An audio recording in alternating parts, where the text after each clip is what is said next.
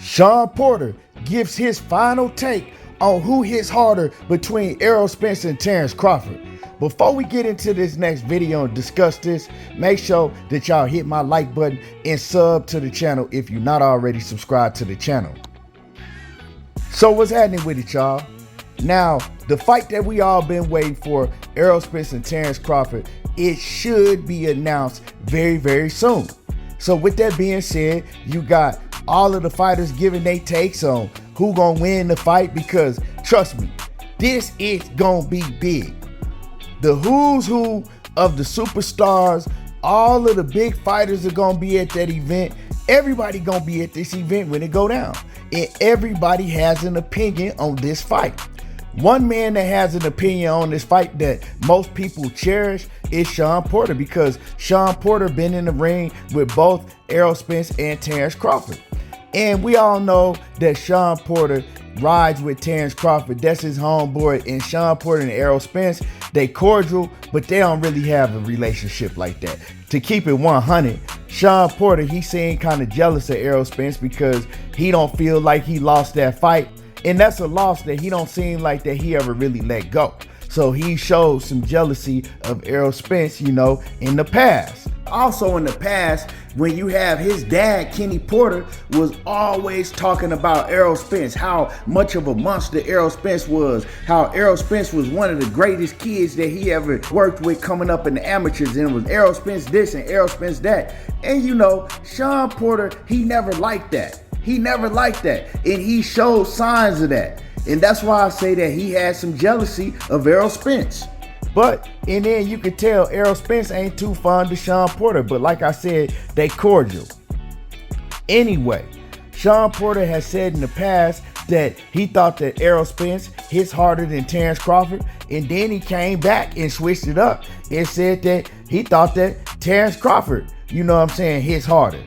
But on his last podcast, Roy Jones is on the podcast with him, and Roy Jones admitted, like, hey man, at one point I hadn't seen enough of Errol Spence, and so I was favoring Terence Crawford because I had seen Terence Crawford go through a lot more than Errol Spence.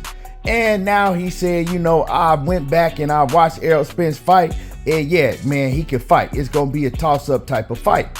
And y'all remember before, Roy Jones was kind of, you know what I'm saying, not even giving Errol Spence a chance to beat Terence Crawford. But like I said, shout out to Roy. To me, he is the GOAT.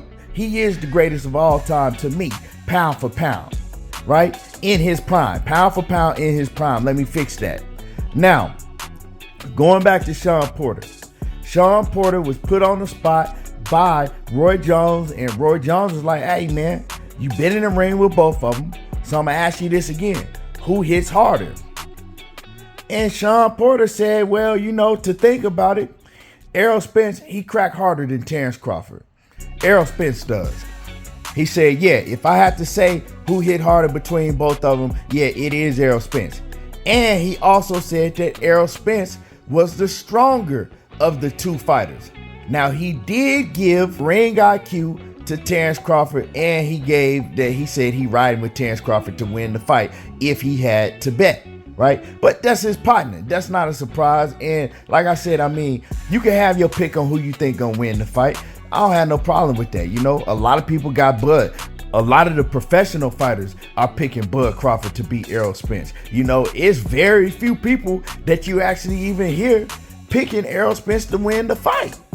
But I'm riding with EJ. It's a lot of different factors, and I can break it down why I'm riding with EJ to win this fight. But that's neither here nor there. Now, the thing is Shawn Porter, he finally came out and said that Errol Spence do crack harder than Terence Crawford, because see, the notion out in the streets, in the boxing world, is that Terence Crawford is the hardest hitter in the welterweight division. Terence Crawford done stopped everybody he been in the ring with in the welterweight division. Terence Crawford was the only one to stop Shawn Porter. Now, like I've been saying, the Shawn Porter that fought Errol Spence is not the same Shawn Porter that fought Terence Crawford. He's just not. You know what I'm saying? His dad admitted it. His other trainer admitted it. Shawn Porter pretty much admitted it. He's not the same fighter. And not only that, Errol Spence, when he fought Shawn Porter, Errol Spence is not the same fighter that he is now today. Errol Spence today is a much better fighter than he was when he fought Shawn Porter.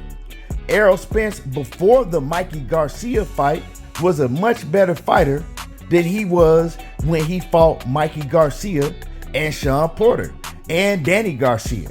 I'm not talking about the accident. I ain't talking about none of that stuff. I'm talking about the things that Errol Spence was doing outside of the ring that made him have to have a fat camp for Mikey Garcia and a fat camp for Shawn Porter. 2 fights back to back. He was undisciplined. He wasn't doing things that he should, living a fighter's lifestyle, and he admitted that. So we saw Errol Spence maybe at 60% of himself, but Errol Spence at 60% of himself was still good enough to beat Shawn Porter, and the best Shawn Porter that we've ever seen, right? I always say this. The 2 best versions of Shawn Porter that we've ever seen in the ring is Shawn Porter when he fought Keith Thurman way back in 2016, and Shawn Porter when he fought Errol Spence. Y'all got to understand that Shawn Porter, when he fought Errol Spence, he pretty much did 2 back-to-back training camps, right? He fought Yordenis Ugas and did, like a 3-month training camp for Yordenis Ugas, right? Then, after the victory with Yordenis Ugas, he only took a week and a half off and went right back in training camp because he knew he was going to fight Errol Spence. That man was in tip-top condition, the best shape of his life when he got in the ring and fought Errol Spence. And you saw it. You saw it. He didn't slow down from round 1 to round 12, but he just didn't have enough. Yeah, it was a very, very competitive fight. It was a close fight, but he didn't win that fight. You know what I'm saying? He came close, but he didn't win, and I think that bothers Shawn Porter. But like I said, it's not the same version of Shawn Porter that fought Errol Spence, the Shawn Porter that got in there and fought Terence Crawford, admitting that he didn't train like he did when he fought Errol Spence.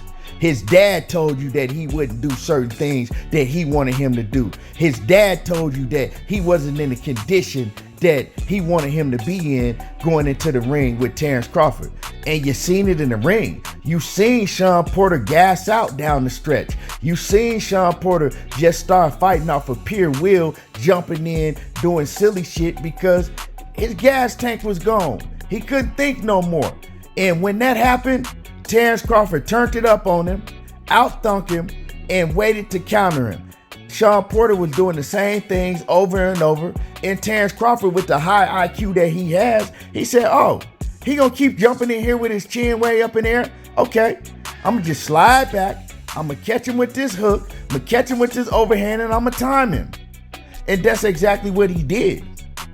Now, if Shawn Porter had to been the same Shawn Porter that fought Errol Spence, we might have a totally different fight, because before Shawn Porter started getting tired in the later rounds, to me, Shawn Porter was winning that fight versus Terence Crawford. I had Shawn Porter winning that fight. Even Terence Crawford's corner had Shawn Porter winning that fight, and they told Terence Crawford, he's winning the fight. And you heard Terence Crawford say, what?